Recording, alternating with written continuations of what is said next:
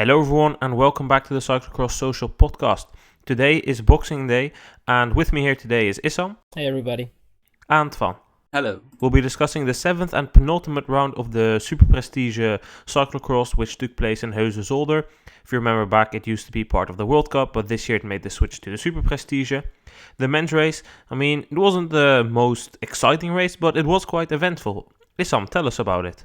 Yeah, it was quite an eventful start with a crash at the first turn with Twan involved. Pidcock was actually holed up pretty badly with that.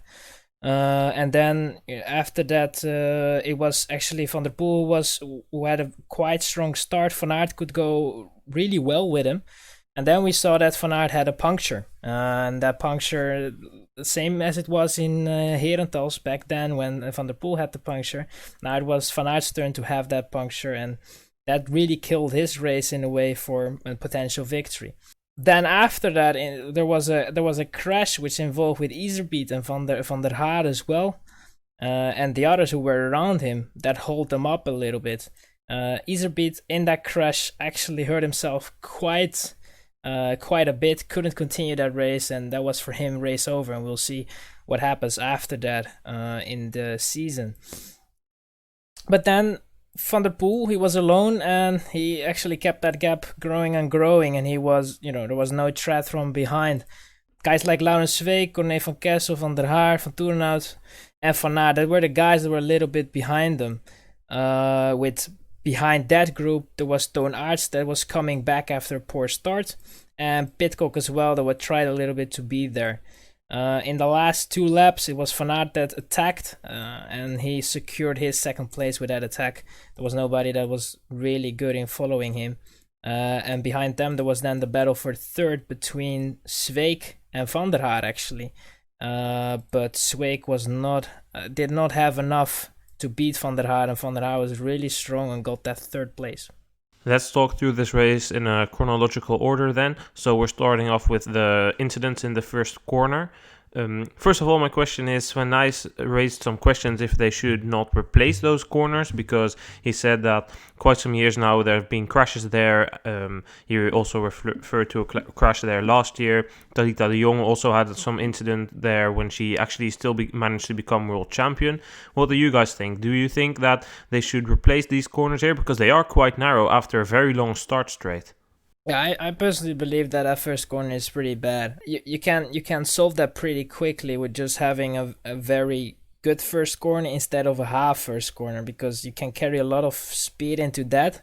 It's very wide, so you can go like 3-4 abreast into the corner, and then after that, it's more single, or you can go with 2 or 3 riders next to each other, but no more. While you could go in that corner with 6, 7, 8 riders, which creates a little bit of chaos, I think, and it's not the first time that we have a little bit of issues there, and it just showed that today it was also not the cleanest of starts. Yeah, I think it's really hard to design a good first corner, but we see that it happens in other races as well. Huesden-Zolder is like, it's pretty much a guarantee that you're going to have something happen in that first corner. Actually, in the other race today, it went well, which was surprising, which it actually really shouldn't be, and we shouldn't be having to expect that we'll see some crashes. And yeah, it really screwed over some people's races here today.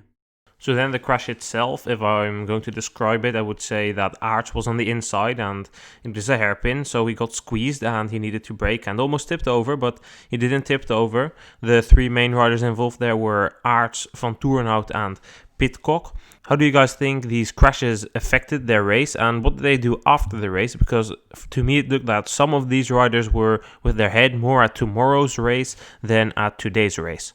I think basically the moment you see that happen, their chance of victory is over, because Van der Poel is going to push on and he's going to push a decent tempo, and usually they would struggle to keep up with him anyway, but it could make for an interesting battle.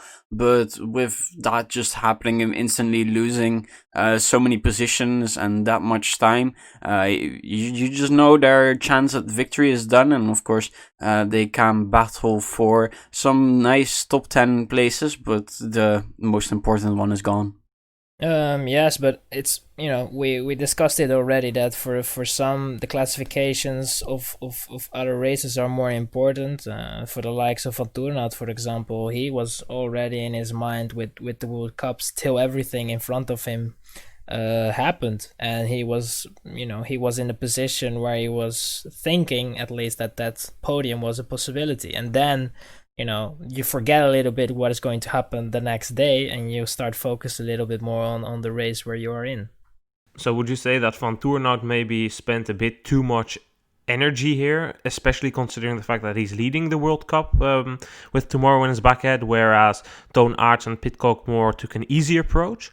But I think especially if you start really conservative and you really don't want to be in the mix of any crashes, and you don't really want to be mixed up front.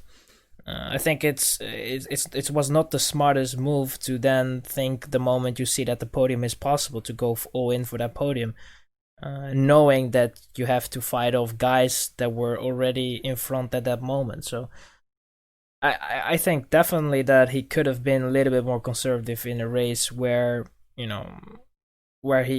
did not win that much at this point. I think it was the fact that Eli crashed out. There was a real opportunity for him to actually go on and stake a claim to a challenge of the Superprestige, and he definitely could have gotten on the podium in that scenario, and it really looked like Toon Aerts could even finish outside of the top 10, with quite a few people being able to keep up with him and staying quite close to him, staying on his wheel.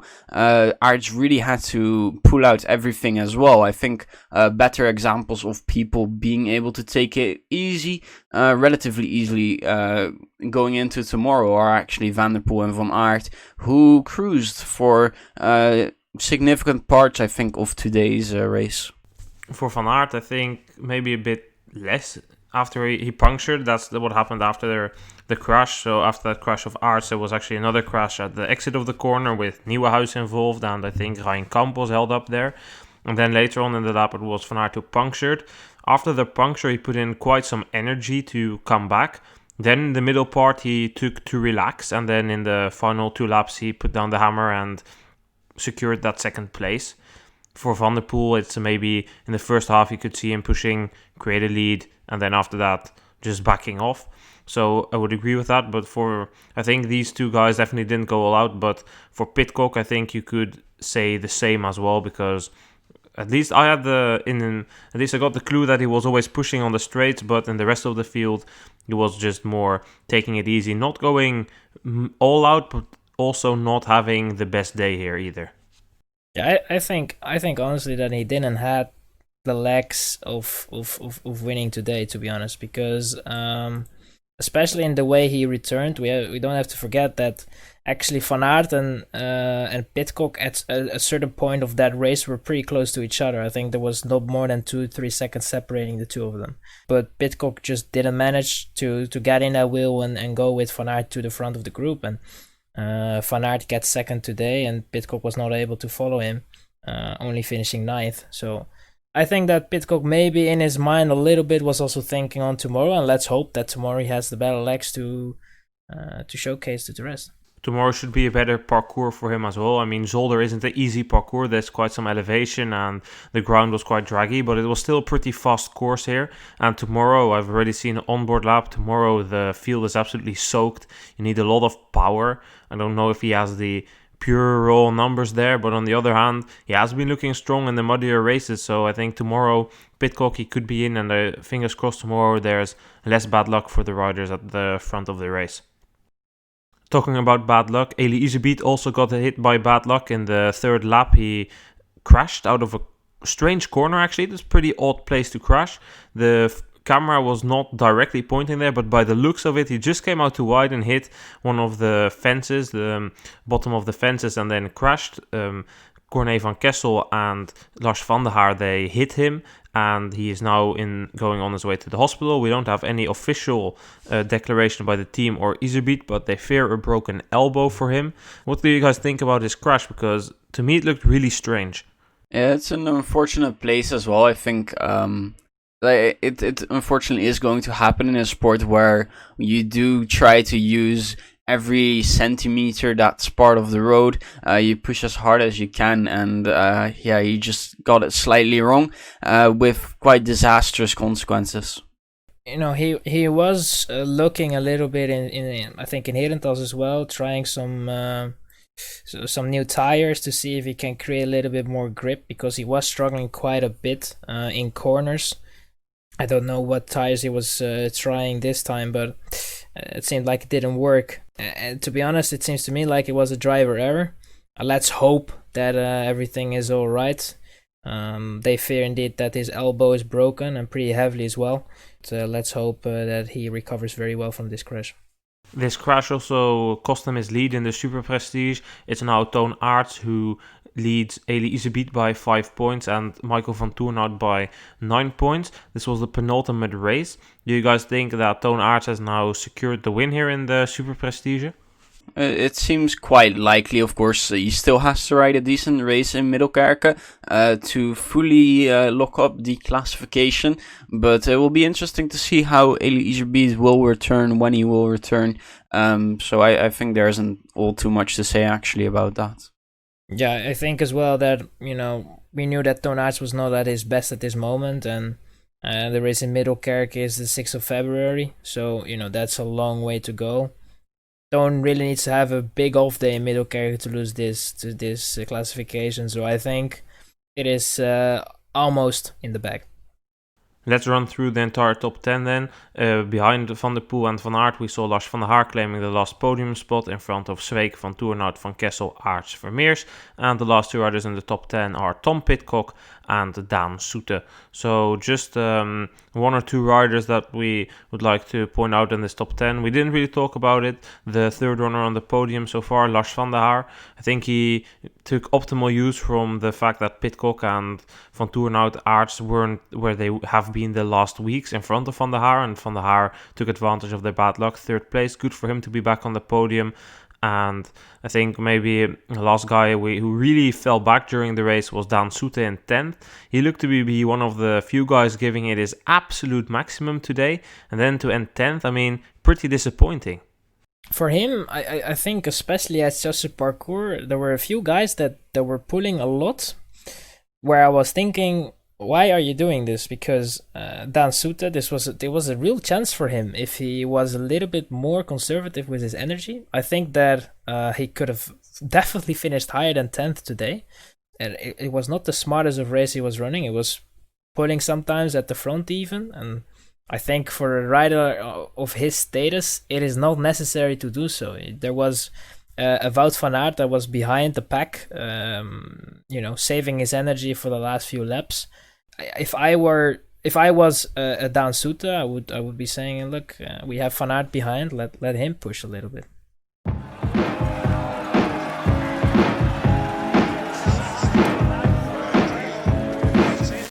Well then, the women's race certainly was a lot more exciting than the men's race. Twan, tell us what happened in that race. We actually went through the first corner quite well. Everyone is staying on their bikes. It was a big group to start off, but as the first lap went on, there were a few splits as the pace was pushed. Brandt was behind one of these splits, but she managed to rejoin the group to make it the usual four suspects, and Inge van der Heide, a crash by Alvarado at the barriers, put Brandt in a great position as she increased the pressure, and it basically came down to her and Worst, and it was looking quite well for them, but she decided to change bikes, which allowed everyone to return. As the race went on, we really saw Inge van der Heide struggling to keep up with the other women, but it was a classic Brandt attack after the pace dropped going into the final lap that would put the pressure back on. Unfortunately, halfway through it would fall back again.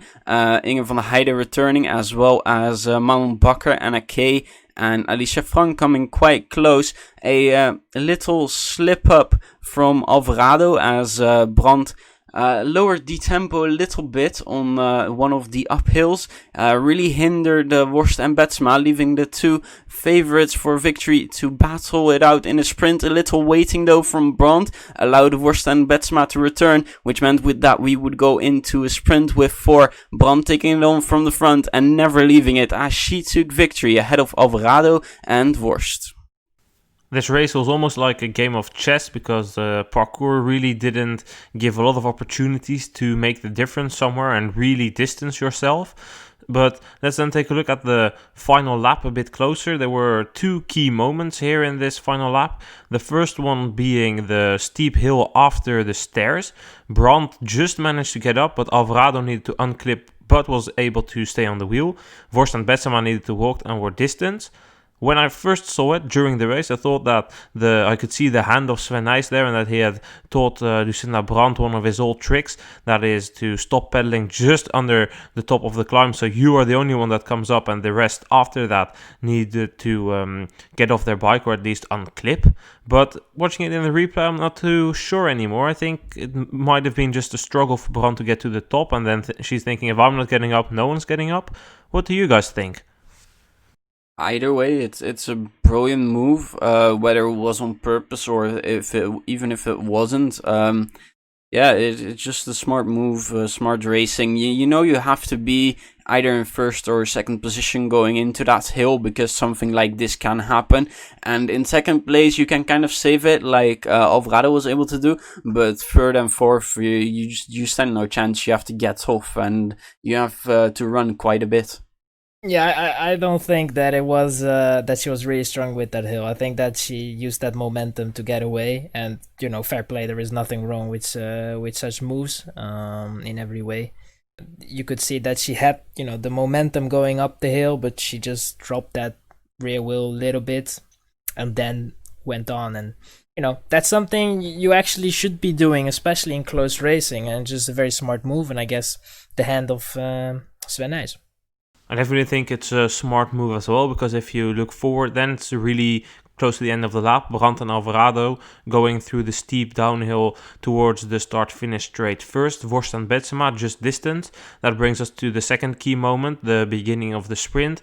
Brandt that drops the pace, and Worst and Betsema are actually coming at a much higher speed, but instead of jumping over Brandt and Alvarado, they wait, and I think this is a mistake. If I were Worst or especially Betsema, because you could see that they weren't the fastest in the sprint, and they should have known that because Brandt and Alvarado are rapid.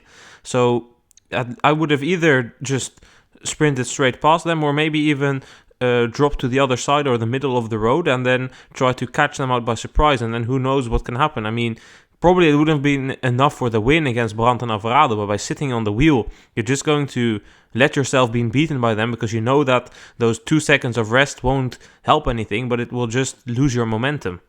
Yeah, I think what you're saying, it's basically the only thing you can do. The only thing you really have to be not even really afraid of, but have to be aware of, is that you don't really want to lead the other person out to victory. But yeah, you're not going to win against Brandt if you start with the same speed. It's just not going to happen. Yeah, I think they could have played it on the surprise. If it would have changed anything on the results, I don't think so, because I think Worst and Betsema, because of what Brandt did on the hill, they really had to close a gap, which was, I think, around 3 to 4 seconds. It's not easy to close that gap down. And I think they used so much energy. I think they were already happy to be back in their wheel. So, they could have played it on the surprise. Would have changed something? I don't think so. But, maybe they will learn from this and try it another time. I don't know if it would have really changed anything. perhaps Vorst could have beaten Alvarado, but you never know. For the same way, maybe Brandt is only focusing on Alvarado and has somehow forgotten about Vorst and Betsema, and then all of a sudden Vorst and Betsema are coming on the left side of the road, and she thinks, shit, I need to react, and then who knows what can happen. I think they should have tried. If it would have made a difference, again, I don't know, but it's worth trying, and especially on a relatively long straight like Zolder, where they waited pretty long until 150, 125 meters to go to start the sprint. You're not going to win from Brandt. Anyway, it was Brandt who took yet another victory, and she now leads the classification over Alvarado by 3 points. You think she's already taken a precursor on the win in the Superprestige?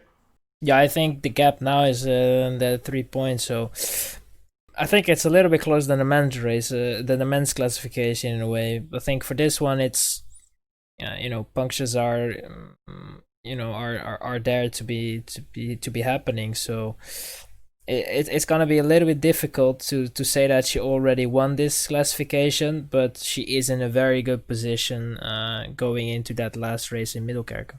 I think something weird has to happen in Middelkerke for her to lose this. She has to come fourth with Alvarado winning, which at the moment I don't really think is going to happen. It's not something that I would see happening.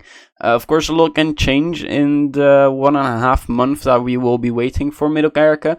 And of course, anything can happen in a race, like we saw it today in the men's race. There's a lot of reasons to basically lose a race in the first lap already. But I think as long as nothing crazy like that happens, she'll have this locked up. So it was in third place, Vorst. She made a return after, how long was she off? 1 or 2 weeks she was off of racing, and now she made a comeback here, third place. I think the rest did her good. She looked a bit better than she was before she took the break. She really looked to be enjoying racing as well, taking some initiative. It looked way more inspiring than it did before she took the break. There seemed to be a lot more joy, and the body language just was way better than it was. Yeah, if you take some rest, it always helps a little bit, especially if you're in a very hard situation. And sometimes some riders are not really they don't really dare to take rest. Rest is something if you don't do any races, that means that you will be behind in several classifications. She took the risk of taking the rest, and seems that it paid off pretty well. She looked actually pretty strong, and she is back at the place where she should be. Let's take a look at the entire top 10 then. Behind Brandt, Alvarado and Vorst, it was Betsema in front of Bakker and Van der Heijden. Then the first rider who isn't from the Netherlands, NRK, in front of Alicia Frank and Anna Tauber. And in 10th place it was Laura Verdonschot. So let's start off with a discussion about the numbers 5 and 6 here. Bakker and Van der Heijden. Good ride by both for both different ways. Bakker managed to come from the second group in the last lap and overtake Van der Heijden, whilst Van der Heijden was actually in the front group for most time of the race. Things are definitely going better, especially at Van der Heijden's end. This point of the season in Essen, she got the first podium, and now in a stronger starting field here in Zolder, ending 6th. Things are getting more towards her, and that's a good time to be coming into a good form. 6th place here. Do you guys think, because I do think so, that she could have done a few things better? Because I think that a couple of times when the pace dropped on the starting straight, she sat in 5th wheel, knowing she was the 5th out of those 4 or 5 women. But if she had taken the lead, maybe she could have dropped the pace a bit. And I mean, in the end, she might have been able to end in front of Bakker then. Yeah, I think there's definitely something to say for her being too passive, often indeed taking up that 5th position. I think she was really too respectful for the other women, which isn't a good thing. Like they were dropping the pace too much. I think even just pacing over that starting straight could have kept her from losing to Manon Bakker, because it really are the surges where you struggle. And I think she had quite a good day, of course, finding a parcours to her liking, where she would usually do well. And I think it's just a bit too much respect and a bit too passive riding. Definitely could have secured 5th today. I think it's also a confidence issue. I mean, the last few races weren't that good. Essen was a very good race, actually. then again, there were not all riders were at that race. So I think that she lacked a little bit of confidence. She was not sure where she would stand against, against the Brandt and Alvarado, and the worst. But now, she knows where she's standing, and maybe from there on she can build some more confidence and actually race them as well. Strong ride by Alicia Frank to end 9th here, but more impressive for me is the ride of Anna Tauber ending 9th, the mountain bikester, and actually she does ice skating as well. She won the alternative 11 cities thing on the Weimar Sea in Austria 2 years ago, and now in 9th in cyclocross. Thought it was her third race of the season or something, or maybe second even. Yeah, even her second race. First time she does cyclocross. Really impressive stuff. It is quite surprising, of course. If you follow mountain bike, you know her. She has done some very nice things over there. It was really surprising to me to see her this high up. I'm actually really surprised as well that this is her first season in cyclocross. In Essen, doing an okay job, and today I guess finding a parcours to her liking, something that quick that you know from mountain bike, and really showing off that skill set, showing off that she has got the speed and the power to go with some of the best in the world. Yeah, she's a real athlete, like you already mentioned, that she was both good in ice skating and the mountain biking as well. And now showing that in cyclocross she can go in a top 10 even. It's a shame that we couldn't see her skills in a Herentals or in a Namur, because I think that those races maybe suit her a little bit more, because the mountain biking with the hills, the shorter gears, I think I would have really loved to see what she could do there. But there are still a few races to go, and I think she has plans to do some more races, so it will be very interesting to see what she can do in those. Then I think we had it all for today's racing here. Tomorrow we'll be back with another podcast episode about the World Cup in Dendermonde. A preview of that is already online, so make sure to check that one out if you want to get a bit of an insight on the race of tomorrow. And on YouTube, at the YouTube channel of Rebecca Faringer, there is a video where you can see an onboard lap as well. Really nice to watch. Twan and Issam, thank you for joining me today. Thank you for having me on. Thanks for hosting. And like I said, tomorrow we'll be back with another episode of the Cyclocross Social podcast. See you guys then. Goodbye.